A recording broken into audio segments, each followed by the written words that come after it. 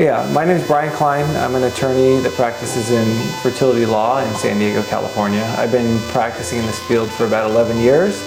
Our office assists mostly intended parents, and our office exclusively works in the field of third-party assisted reproduction.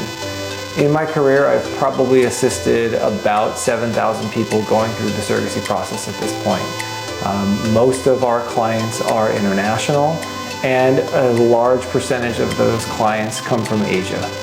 So we have quite a lot of experience, myself and my staff included, in assisting those clients from start to finish, and that comes to reviewing contracts, finalizing parental rights, and helping to facilitate the process of their return home with their new child.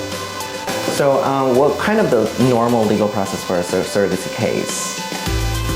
The normal process for a surrogacy case is always going to entail at least two steps. The first step will be that the intended parents and the surrogate are going to agree to a contract. And this contract process will always take place prior to the time that the gestational carrier has started medications in furtherance of the embryo transfer. So what will happen is the surrogate goes through a medical screening process.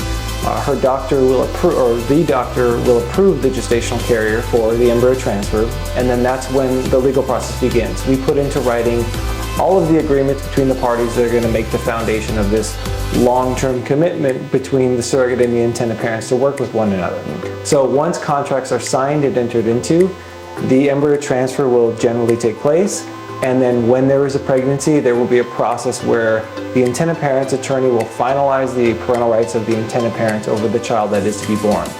There are different ways that this can be done. It depends on the state that the surrogate is located. It also can depend on the location of the fertility clinic or the location of the intended parents.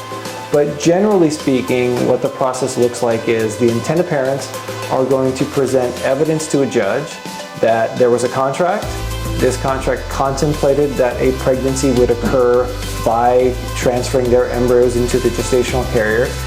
They're going to prove to the judge that this actually happened and that their surrogate is now pregnant and that the surrogate is carrying their child. And with this evidence, the court is going to issue this order, which recognizes that they are the parents of the child. And from there, the hospital and all of the governmental agencies and offices are going to treat them like any other person that's having a child. So that means that they get to make medical decisions, they get to take custody of the child, the birth certificate and all of the important documents are going to be filled out, naming them as the parents, and then this will allow them to seamlessly take the child from the United States, potentially back to their home country, and or travel throughout the United States and go back to their home with the child and have all of the legal protections as any other parent through any other process.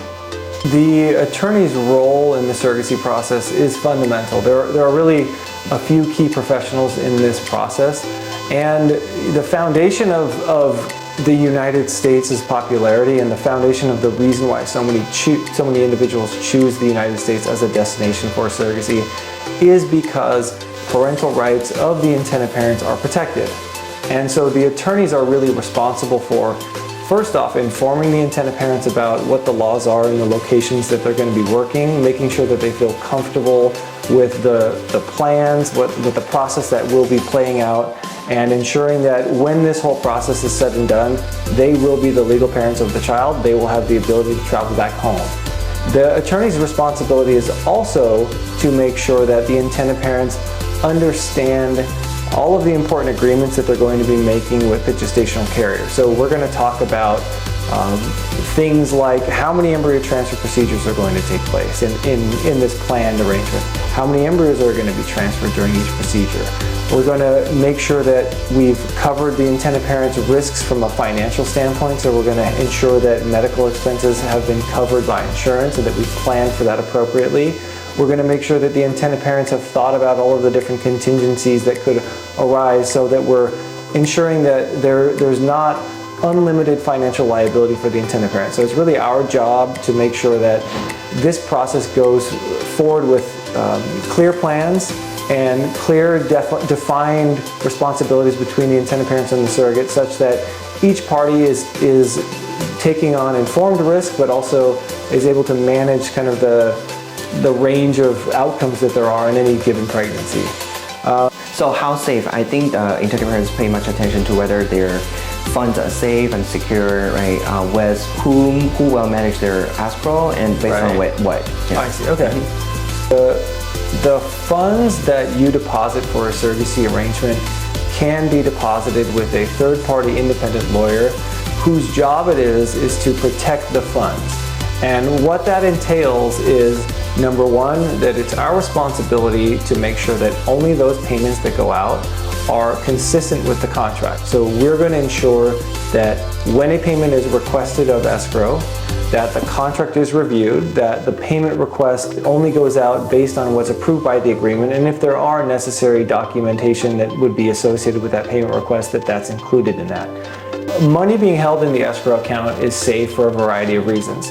First of all, your funds are being held in an attorney-client trust account. In an attorney-client trust account, the attorney owes a fiduciary duty to the intended parent, and so we are responsible for every dollar that goes out of the account. Our license depends on that, so we're going to be very careful about making any payments.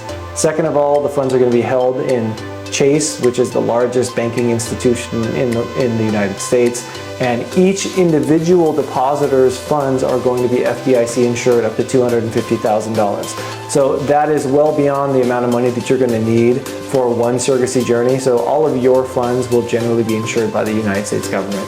We are also insured as a company, and we also have the funds bonded. So you are protected really with 4 layers of security.